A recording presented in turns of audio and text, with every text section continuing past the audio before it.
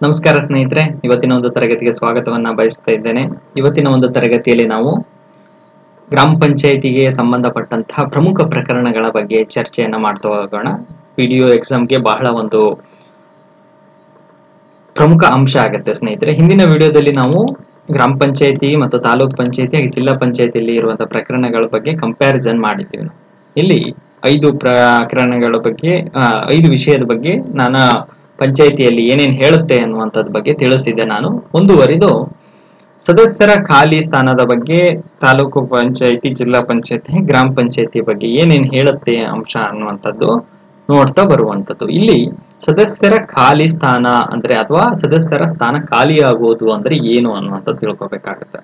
ನೋಡಿ, ಗ್ರಾಮ ಪಂಚಾಯಿತಿಯ ಸದಸ್ಯ ಯಾವ ಅನರ್ಹತೆಯನ್ನ ಪಡ್ಕೊಂಡ್ರೆ ಅವರ ಸ್ಥಾನ ಖಾಲಿ ಆಗುತ್ತೆ, ಅದು ಬಹಳ ಇಂಪಾರ್ಟೆಂಟ್. ನಾವು ಪ್ರಕರಣ 12ರಲ್ಲಿ ಗಮನಿಸ್ತೀವಿ. ನಾವು ಗ್ರಾಮ ಪಂಚಾಯಿತಿಯಲ್ಲಿ ನಾನು ಪ್ರಕರಣ 12 ಚರ್ಚೆ ಮಾಡಬೇಕಾದ್ರೆ ಸದಸ್ಯತ್ವಕ್ಕೆ ಅನರ್ಹತೆಗಳ ಬಗ್ಗೆ ಚರ್ಚೆಯನ್ನ ಮಾಡಿದೆ. ನಾನು ಆ ಅನರ್ಹತೆ ಏನಾದ್ರೂ ಇದ್ರೆ ಪಂಚಾಯಿತಿಯ ಸದಸ್ಯನ ಸ್ಥಾನ ಖಾಲಿ ಆಗುವಂಥದ್ದು. ಸೇಮ್ ಪ್ರೊಸೀಜರ್ ಈ ಒಂದು ಪಂಚಾಯಿತಿಯಲ್ಲೂ ಕೂಡ ನಾವು ನೋಡುವಂಥದ್ದು. ಅಂದ್ರೆ ZPಯಲ್ಲೂ ಇದೇ ಕಾನೂನು ಇದೆ, ಹಾಗೆ TP ತಾಲೂಕು ಪಂಚಾಯಿತಿಯಲ್ಲೂ ಹಾಗೆ ಇರುವಂಥದ್ದು. ಅಂದ್ರೆ ಸದಸ್ಯತ್ವ ಅನರ್ಹತೆಯ ಅಂಶಗಳನ್ನ ಹೊಂದಿದ್ರೆ ಆ ಸ್ಥಾನ ಖಾಲಿಯಾಗುವಂಥದ್ದು, ಅದು ತಿಳಿಸುವಂಥದ್ದು ಇದೊಂದು ಪ್ರಕರಣ ಸ್ನೇಹಿತರೆ. ಹಾಗೆ ಇನ್ನೊಂದು ಅಂಶ ಏನ್ ಹೇಳುತ್ತೆ ಅಂದ್ರೆ, ಯಾವುದೋ ಒಂದು ವ್ಯಕ್ತಿ ಅಥವಾ ಈ ಒಂದು ಸದಸ್ಯನಾಗಿದೆ, ಗ್ರಾಮ ಪಂಚಾಯಿತಿಯ ಒಬ್ಬ ಸದಸ್ಯ, ಅವನಿಗೆ ಸಂಬಂಧಪಟ್ಟಂತಹ ಒಂದು ಮೊಕದ್ದಮೆ ನಡೀತಾ ಇದೆ, ಗ್ರಾಮ ಪಂಚಾಯಿತಿಯಲ್ಲಿ ನಡೀತಾ ಇದೆ. ಅವನಿಗೆ ಸಂಬಂಧಪಟ್ಟಂತಹ ಒಂದು ಭೂ ಹಗರಣವೋ ಅಥವಾ ಯಾವುದೋ ಒಂದು ಸಮಸ್ಯೆ ಆಗಿದೆ ಅಲ್ಲಿ ಪಂಚಾಯಿತಿಯಲ್ಲಿ. ಆ ಸಮಸ್ಯೆಗೆ ಇವನು ಒಂದು ಗ್ರಾಮ ಪಂಚಾಯಿತಿ ಸಭೆ ನಡೀತಾ ಇದೆ, ಗ್ರಾಮ ಸಭೆ ನಡೀತಾ ಇದೆ. ಆ ಸಂದರ್ಭದಲ್ಲಿ ಪಂಚಾಯಿತಿ ಇವನಿಗೆ ಏನ್ ಹೇಳಿರುತ್ತೆ ಅಂದ್ರೆ, ಈ ಸಭೆಗೆ ನೀವು ಭಾಗವಹಿಸುವಂತಿಲ್ಲ ಅಂತ ಹೇಳಿರುತ್ತೆ. ಅವರಿಗೆ ಒಂದು ನೋಟಿಸ್ ಅನ್ನು ಕೂಡ ಕೊಟ್ಟಿರುತ್ತೆ. ಎಲ್ಲಾ ಪಂಚಾಯಿತಿಗಳು ಸೇಮೇ ಇರುತ್ತೆ. ಈ ಪಾಯಿಂಟ್ಸ್ ನಾ ಹೇಳೋ ಪಾಯಿಂಟ್ಸ್, ಈ ಪಂಚಾಯಿತಿ ಸಭೆಗೆ ನೀವು ಭಾಗವಹಿಸುವಂತಿಲ್ಲ ಅನ್ನುವಂತಹ ಮಾಹಿತಿಯನ್ನ ಪಂಚಾಯಿತಿಯ ಗ್ರಾಮ ಪಂಚಾಯಿತಿ ಸದಸ್ಯನಿಗೆ ಕೊಟ್ಟಿರ್ತಾನೆ. ಅದನ್ನ ಮೀರಿ ಏನಾದರೂ ಇವನು ಸದಸ್ಯ, ಇದು ನನ್ನ ಪ್ರಕರಣ, ನನ್ನ ಒಂದು ಮೊಕದ್ದಮೆ ನಡೀತಾ ಇದೆ, ಈ ಸದಸ್ಯರೆಲ್ಲ ಏನೇನು ನನ್ನ ಬಗ್ಗೆ ಅಭಿಪ್ರಾಯವನ್ನ ಹಂಚ್ಕೊಳ್ತಾರೆ ಅಥವಾ ನನ್ನ ಬಗ್ಗೆ ಏನಾದರೂ ಪಿತೂರಿಯನ್ನು ನಡೆಸ್ತಾ ಇದ್ದಾರೋ ಏನೋ, ಆ ರೀತಿಯಾದಂತಹ ಏನಾದರೂ ಅವನು ಅದನ್ನ ಮೀರಿ ಗ್ರಾಮ ಪಂಚಾಯಿತಿಯ ಸಭೆಯಲ್ಲಿ ಏನಾದರೂ ಭಾಗವಹಿಸಿದ್ರೆ ಅವನ ಸ್ಥಾನವನ್ನ ಖಾಲಿ ಸ್ಥಾನ ಅನ್ನುವಂಥದ್ದು ಕೂಡ ಹೇಳುವಂಥದ್ದು ಈ ಪ್ರಕರಣದಲ್ಲಿ ಹೇಳುತ್ತೆ. ಪಾಯಿಂಟ್ಸ್ ಅಂಡರ್ಸ್ಟುಡ್ ಅನ್ಕೊಂತೀನಿ ಸ್ನೇಹಿತರೆ. ನೋಡಿ, ಗ್ರಾಮ ಪಂಚಾಯಿತಿಯ ಸದಸ್ಯನಿಗೆ ಸಂಬಂಧಪಟ್ಟಂತಹ ಮೊಕದ್ದಮೆ ಏನಾದರೂ ಗ್ರಾಮ ಸಭೆಯಲ್ಲಿ ನಡೀತಾ ಇದ್ರೆ ಪಂಚಾಯಿತಿಯಲ್ಲಿ ಅವನಿಗೆ ಅಲೋ ಇರೋದಿಲ್ಲ. ಅವನು ಆ ಸಭೆಗೆ ಒಂದು ಭಾಗವಹಿಸಿದ್ರೆ ಆ ಸ್ಥಾನ ಖಾಲಿ ಆಗುತ್ತೆ ಸ್ನೇಹಿತರೆ. ಅದು ಕೂಡ ತಿಳಿಸಿರುವಂತದ್ದು ಈ ಒಂದು ಪ್ರಕರಣದಲ್ಲಿ. ಇನ್ನು ಏಕಕಾಲದಲ್ಲಿ ಸದಸ್ಯತ್ವ ನಿಷೇಧದ ಬಗ್ಗೆ 14ನೇ ಪ್ರಕರಣ ಗ್ರಾಮ ಪಂಚಾಯಿತಿಯಲ್ಲಿ ಹೇಳುತ್ತೆ, 131ನೇ ಪ್ರಕರಣ ತಾಲೂಕು ಪಂಚಾಯಿತಿ, ಹಾಗೆ 170ನೇ ಪ್ರಕರಣದಲ್ಲಿ ಜಿಲ್ಲಾ ಪಂಚಾಯಿತಿಯಲ್ಲಿ ನೋಡುವಂಥದ್ದು. ಹಾಗಂದ್ರೆ ಏನು ಏಕಕಾಲದ ಒಂದು ಸದಸ್ಯತ್ವ ನಿಷೇಧ ಅಂದ್ರೆ ಏನು ಅನ್ನುವಂಥದ್ದು. ಇಲ್ಲಿ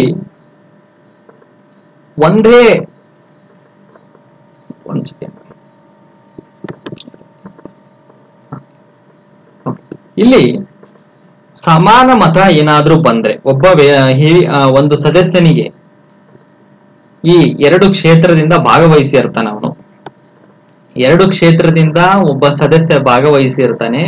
ಆ ಒಂದು ಎ ಅನ್ನುವಂತಹ ವಾರ್ಡಿನಿಂದ ಭಾಗವಹಿಸಿ ಇರ್ತಾನೆ ಮತ್ತೆ B ವಾರ್ಡಿನಿಂದ ಭಾಗವಹಿಸಿ ಇರ್ತಾನೆ.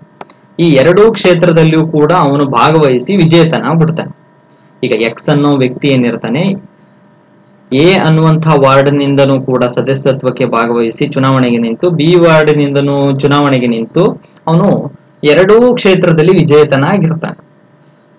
ಈ ವಿಜೇತನಾದಂತಹ ವ್ಯಕ್ತಿಗೆ DC ಒಂದು ಮನವಿಯನ್ನ ಅಥವಾ ಒಂದು ನಿರ್ಧಾರವನ್ನ ಕೈಗೊಳ್ಳಲಿಕ್ಕೋಸ್ಕರ ಒಂದು ನಿರ್ಧಾರ ಕೊಡ್ತಾರೆ ಅವ್ರಿಗೆ. ಅಂದ್ರೆ ನೀವು ಒಂದು ಕ್ಷೇತ್ರವನ್ನ ಬಿಟ್ಕೊಡ್ಬೇಕು, ಅಂದ್ರೆ ಎ ಅನ್ನಾದ್ರೂ ತಗೊಳ್ಳಿ ಅಥವಾ B ನಾದ್ರೂ ತಗೊಳ್ಳಿ, ಒಂದು ಸದಸ್ಯತ್ವವನ್ನ ನಿಷೇಧ ಮಾಡ್ತೀವಿ ನಾವು ಅಂತ ಹೇಳ್ತಾರೆ. ಅದ್ರ ಬಗ್ಗೆ ತಿಳಿಸುವಂಥದ್ದು. ಅಕಸ್ಮಾತ್ ಇನ್ನೂ ಒಂದು ಸಮಸ್ಯೆ ಬರುತ್ತೆ. ಇಲ್ಲಿ ಇಬ್ರು ಪೈಪೋಟಿ ನಿಂತ್ಕೊಂಡಿದ್ದಾರೆ. ಈ ವಾರ್ಡ್ಗೆ ಎ ವಾರ್ಡ್ಗೆ ಸಂಬಂಧಪಟ್ಟಂತೆ ಬಿ ವಾರ್ಡ್ಗೆ ಸಂಬಂಧಪಟ್ಟಂತೆ ಇಬ್ರು ನಿಂತಿದ್ದಾರೆ. 500 ಮತಗಳ ಒಂದು ಚುನಾವಣೆ ನಡೀತಾ ಇದೆ. ಇವನಿಗೂ 250 ಓಟ್ ಬಂದಿದೆ, ಇವನಿಗೂ 250 ಓಟ್ ಬಂದಿದೆ. ಇಂಥ ಸಂದರ್ಭದಲ್ಲಿ ಏನ್ ಮಾಡ್ಬೇಕಾಗತ್ತೆ? ಇಲ್ಲಿ ಒಬ್ಬ ಹಿರಿಯ ಸಿವಿಲ್ ನ್ಯಾಯಾಧೀಶರು ಈ ಒಂದು ಸಮಸ್ಯೆಗೆ ಬಗೆಹರಿಸುವಂತ ಕೆಲಸವನ್ನ ಮಾಡ್ತಾರೆ. ಅವರು ಚೀಟಿ ಎತ್ತರೋ ಅಥವಾ ಇನ್ಯಾವುದೋ ಒಂದು ನಿರ್ಧಾರವನ್ನ ಕೈಗೊಳ್ತಾರೋ ಗೊತ್ತಿಲ್ಲ. ಬಟ್ ಆಲ್ಮೋಸ್ಟ್ ಚೀಟಿ ಎತ್ತುವ ಮೂಲಕವೇ ಒಬ್ಬ ಸದಸ್ಯನನ್ನ ಆಯ್ಕೆ ಮಾಡುವಂಥದ್ದು. ಈ ಸದಸ್ಯನನ್ನ ಆಯ್ಕೆ ಮಾಡ್ತಾರೆ. ಅಲ್ಲಿ ಇನ್ನೊಂದು ಸ್ಥಾನ ಏನಾಗುತ್ತೆ, ಒಂದು ಸ್ಥಾನಕ್ಕೆ ಅವರು ಆಯ್ಕೆ ಆಗ್ತಾರೆ, ಇನ್ನೊಂದು ಸ್ಥಾನ ಖಾಲಿ ಆಗುತ್ತೆ ಅಥವಾ ಏಕಕಾಲದಲ್ಲಿ ಆ ಸದಸ್ಯತ್ವ ಅನ್ನುವಂಥದ್ದು ನಿಷೇಧ ಆಗತ್ತೆ ಅನ್ನುವಂಥದ್ದರ ಬಗ್ಗೆ ತಿಳಿಸುವಂತ ಪ್ರಕರಣ ಇದು. 14, 131, 170ನೇ ಪ್ರಕರಣದಲ್ಲಿ ತಿಳಿಸುವಂಥದ್ದು. ಇನ್ನು ಸದಸ್ಯರ ಅಧಿಕಾರಾವಧಿ ಬಗ್ಗೆ ತಿಳಿಸುವಂಥದ್ದು. ಸದಸ್ಯರ ಅಧಿಕಾರಾವಧಿ ಎಲ್ಲಾ ಪಂಚಾಯಿತಿಯಲ್ಲೂ ಕೂಡ ನೀವು ಸದಸ್ಯರ ಅಧಿಕಾರಾವಧಿ ನೋಡೋದಾದ್ರೆ 5 ವರ್ಷ ಇರುವಂತ 5 ವರ್ಷ.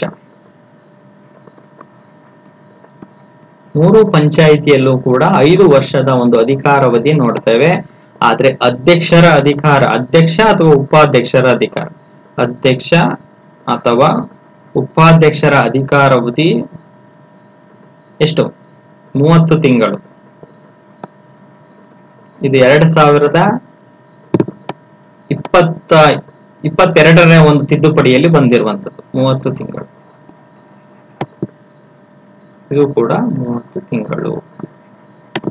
ಇದು ಅಧಿಕಾರ ಯಾವಾಗ ಪ್ರಾರಂಭ ಆಗುತ್ತೆ ಅದು ಕೂಡ ಇಂಪಾರ್ಟೆಂಟ್. ನೋಡಿ, ನಾನು ಪಂಚಾಯಿತಿಯಲ್ಲಿ ಗೆದ್ದಿದ್ದೀನಿ, 30ನೇ ತಾರೀಕು ಚುನಾವಣೆ ಆಗಿದೆ, 15ನೇ ತಾರೀಕು ರಿಸಲ್ಟ್ ಬಂದಿದೆ, 15ನೇ ತಾರೀಕೆ ನನ್ನ ಅಧಿಕಾರಾವಧಿ ಪ್ರಾರಂಭ ಆಗೋದಿಲ್ಲ. ಗ್ರಾಮ ಪಂಚಾಯಿತಿ ಅಥವಾ ತಾಲೂಕು ಪಂಚಾಯಿತಿಯ ಅಥವಾ ಜಿಲ್ಲಾ ಪಂಚಾಯಿತಿಯ ಮೊದಲ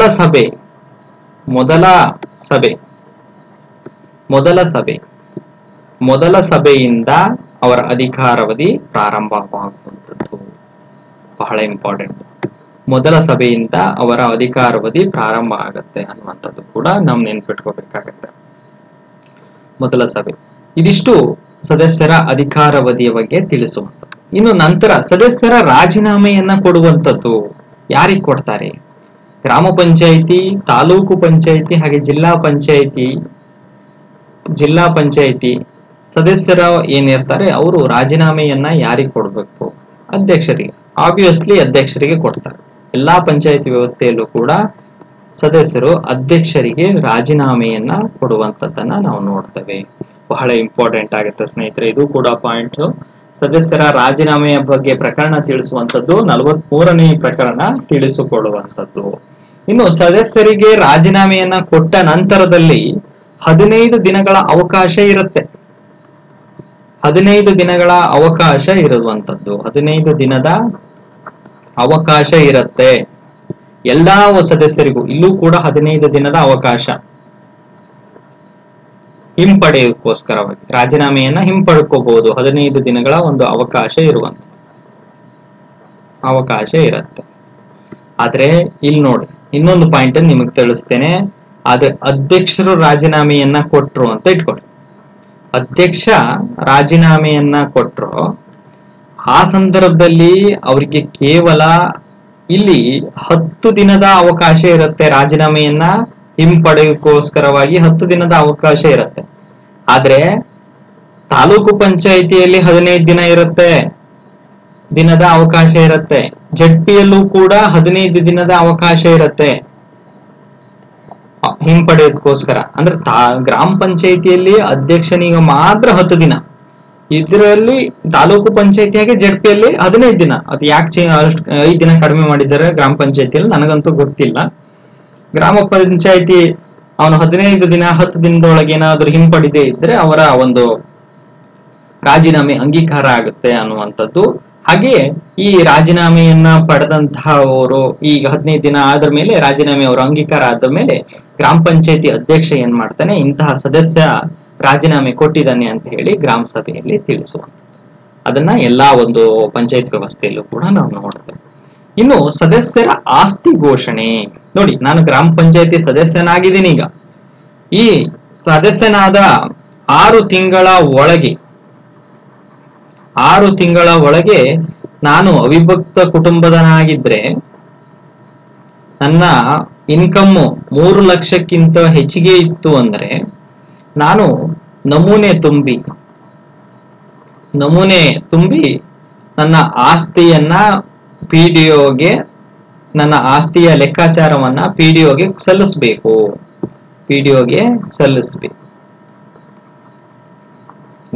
ಅವಿಭಕ್ತ ಕುಟುಂಬದಾಗಿದ್ದು ನಾನು 3 ಲಕ್ಷಕ್ಕಿಂತಲೂ ಹೆಚ್ಚಿಗೆ ನಾನು ಆದಾಯವನ್ನು ಹೊಂದಿದ್ರೆ ಪಿಡಿಒಗೆ ಈ ವರದಿಯನ್ನ ಸಲ್ಲಿಸಬೇಕು ಅನ್ನುವಂಥದ್ದು. ಎಷ್ಟು ತಿಂಗಳ ಒಳಗೆ? 6 ತಿಂಗಳ ಒಳಗೆ ಕೊಡುವಂಥದ್ದು. ಸಾರಿ, ಇದು 3 ತಿಂಗಳ ಒಳಗೆ, ನೆನ್ಪಿಟ್ಕೊಳ್ಳಿ. ಸಾರಿ, 3 ತಿಂಗಳ ಒಳಗೆ. ಸೇಮ್ ಇದು ಕೂಡ ಸೇಮ್. ಸದಸ್ಯತ್ವ ಆಯ್ಕೆಯಾದ 3 ತಿಂಗಳ ಒಳಗೆ ನನ್ನ ಆಸ್ತಿ ವಿವರಣೆಯನ್ನ ನಮೂನೆಯಲ್ಲಿ ತುಂಬಿ ಪಿಡಿಒಗೆ ಕೊಡಬೇಕಾಗುತ್ತೆ. ಅಸಿಸ್ಟೆಂಟ್ ಕಮಿಷನರ್ಗೆ ಕೊಡಬೇಕು, ಸಿಇಒದವರಿಗೆ ಕೊಡಬೇಕು ಈ ಒಂದು ಹಂತದಲ್ಲಿ. ಇನ್ನು ಆರ್ಥಿಕ ಇದು ಒಂದೇ ಸರಿನಾ? ಅಲ್ಲ.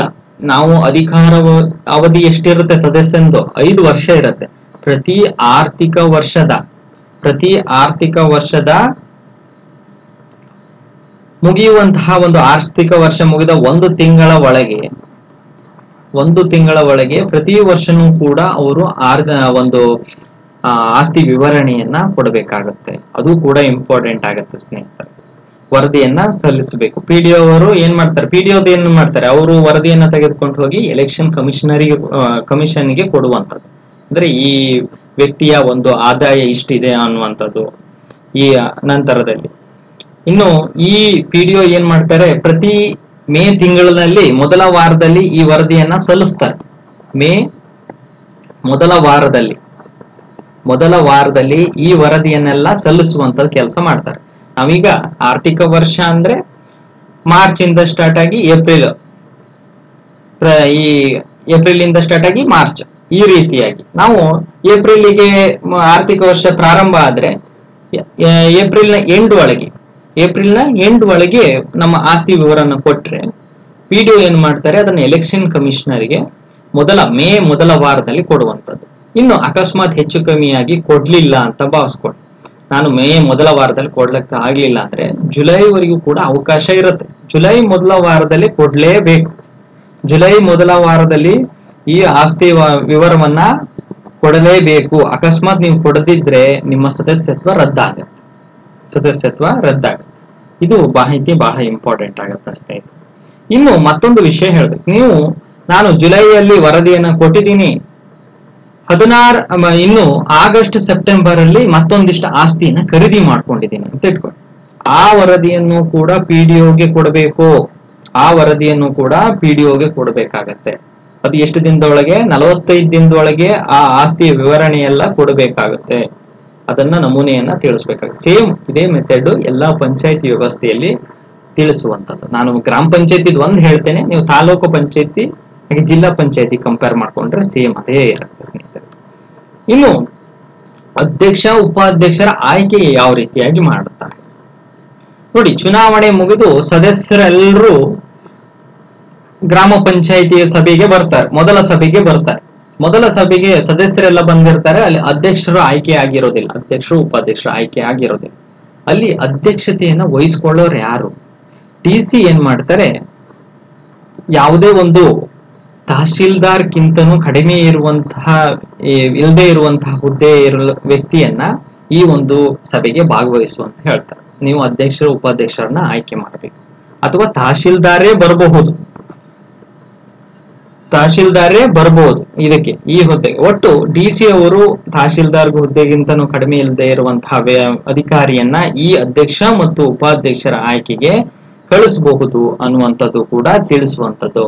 ಈ ಮೂಲಕವಾಗಿ ಅಲ್ಲಿ ಯಾವ ರೀತಿಯಾಗಿ ಅಧ್ಯಕ್ಷ ಉಪಾಧ್ಯಕ್ಷರನ್ನ ಆಯ್ಕೆ ಮಾಡ್ತಾರೆ ಅದು ಕೂಡ ನೋಡ್ಬೇಕು. ಮೀಸಲಾತಿಗೆ ಅನುಗುಣವಾಗಿ ಆಯ್ಕೆಯನ್ನ ಮಾಡ್ತಾರೆ. ಅಂದ್ರೆ ಈ ಒಂದು ಅಧ್ಯಕ್ಷ ಮತ್ತು ಉಪಾಧ್ಯಕ್ಷರ ಏನು ರೋಸ್ಟರ್ ಮಾದರಿ ಅನ್ನುವಂಥದ್ದು ನಡೀತಾ ಇರುತ್ತೆ, ರೊಟೇಷನ್ ಸಿಸ್ಟಮ್.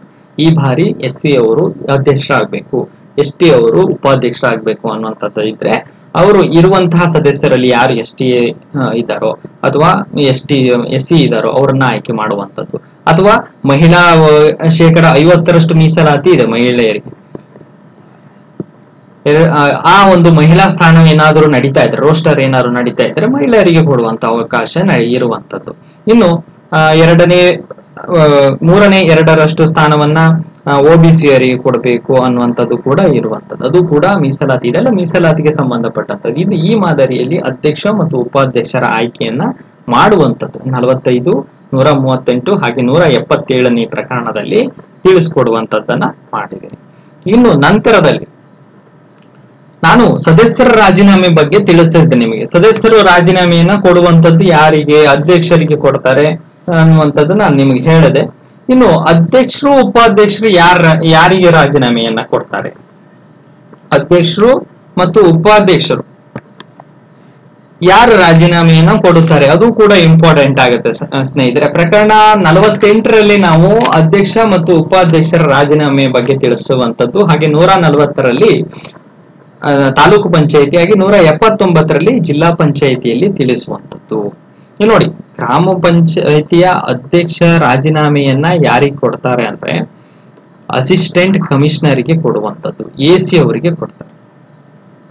AC ಅವರಿಗೆ ಕೊಡುವಂತದ್ದನ್ನ ನಾವು ನೋಡ್ತೇವೆ. ಇನ್ನು ತಾಲೂಕು ಪಂಚಾಯಿತಿಯ ಅಧ್ಯಕ್ಷ ಉಪಾಧ್ಯಕ್ಷರು ಉಪಾಧ್ಯಕ್ಷರು ಅಧ್ಯಕ್ಷರು ಕೊಡ್ತಾರೆ. ಇಲ್ಲಿ ಅಧ್ಯಕ್ಷ ಏನಿರ್ತಾನೆ ಇವರು ಜಿಲ್ಲಾಧಿಕಾರಿಗೆ ಕೊಡುವಂತ,